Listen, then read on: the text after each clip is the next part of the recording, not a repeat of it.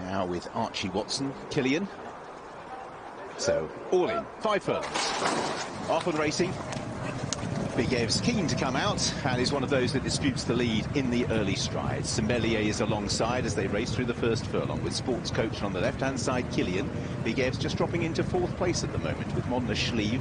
Over on the far side is Dark Vintage and then Unbreak My Heart. The lead is with Killian through the first furlong. Very similar first section to that earlier 5 furlong contest. Mon the Schlieve, then in the centre is Sports Coach. Sommelier to the right-hand side. Big Ev's now just beginning to move a little closer, which is having to be stoked up to do so. Then Unbreak My Heart, making their way down with 2 furlongs to go. Big Ev's on the right-hand side, moving to press Sommelier. Killian is still there as well, and Big Ev's is going to have to work for this because Killian and Mon the Schlieve are both threats as they enter the final furlong. Big Ev's, Tom Marquand asked him to stretch. In 2nd place, Sommelier. Killian is just now beginning to falter on the run, but Big Ev's is not. It's a workmanlike return for one of the top juveniles from last year, and a treble on the day for Tom Marquand. Big Ev's for Big Appleby beat into 2nd Sommelier. Dark Vintage stayed on to press Killian for 3rd in the closing stages. Big Ev's, comfortable enough winner, just had to be shaken up at halfway. Didn't blitz them, but has beaten them well enough. Sommelier in 2nd place, close for 3rd. Dark Vintage, my first impressions was Dark Vintage may have just got up. An interesting profile, Dark Vintage, having raced in the States last season. That's where Big Ev's gained his biggest success, and I think Dark Vintage is going to get up for 3rd, although academic for most of the betting information, but does get up for 3rd with Killian in 4th place. And then in 5th place we have Mon the Schlieve. So at different ends of the spectrum, we've had a couple of nice horses on our coverage today. Economics, a new name for us to conjure with, and Big Ev's returns and completes a treble for Tom Marquand 24 hours after that heavy fall yesterday. The swings and roundabouts of racing. Yeah, on the deck yesterday and today, that 98-1 treble. So good to see him back. So good to see he's trained on, and you could see this horse becoming, would it be fair to say, one of the most popular horses in training, particularly with his connections. Yeah, absolutely, and I'm so glad that he's come back and he's won today, because when you've been so good as a 2-year-old, you're always kind of, you know, you've got that target on your back, haven't you? Hold fast for just 1 second, because I think Rishi might have the trainer. Yes, he's just looking up on the big screen, just reflecting. What did you think of his performance today, Mick? I thought he was very good. He was very gutsy. I mean, probably were just drawn a bit to the wrong side. I mean, the thing is, we'd left a bit on him, so I mean, he'd not come here fully primed up for it, so he's going to come on for that as well. So there's a bit of improvement to come. I was going to say, all in all, for a comeback, that could be just about as good as you'd want. Yeah, exactly, yeah, good run.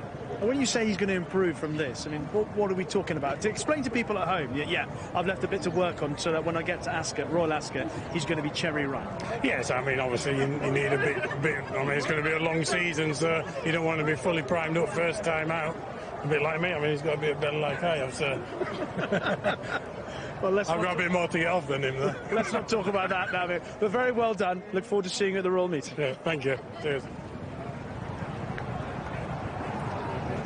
So he's given them all weight today, and he's won decisively. Nice performance, that. You see it well from this angle, Adele. Yeah. I mean, I think he was quite keen not to use too much energy early on in the race. I think he was quite happy to take a lead, let him find his feet, and luckily, you know, his class has really shown today once he's wound him up, and maybe got a little bit tired towards the end, which you're going to expect. He did look like he would come on, and Mick did say he would. Yeah, it was interesting because, like Richard said beforehand, you want to be expecting him to be going around 11 seconds a furlong, the fastest, I think, of the 2 and the 3 from home, 2 from home, and they were really going sub-11s there.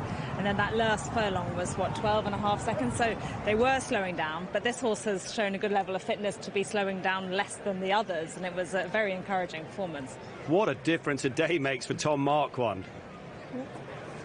Yes, indeed, the guys are saying what a difference a day makes. Yeah, indeed.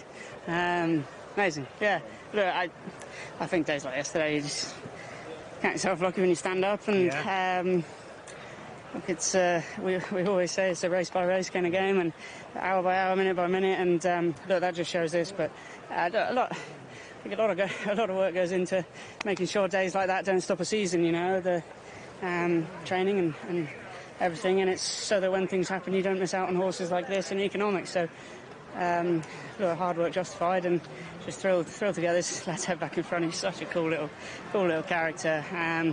Were you surprised that you were outpaced early? I wouldn't say surprised. To be honest, he was a little bit fresh beforehand, as we all saw in the paddock.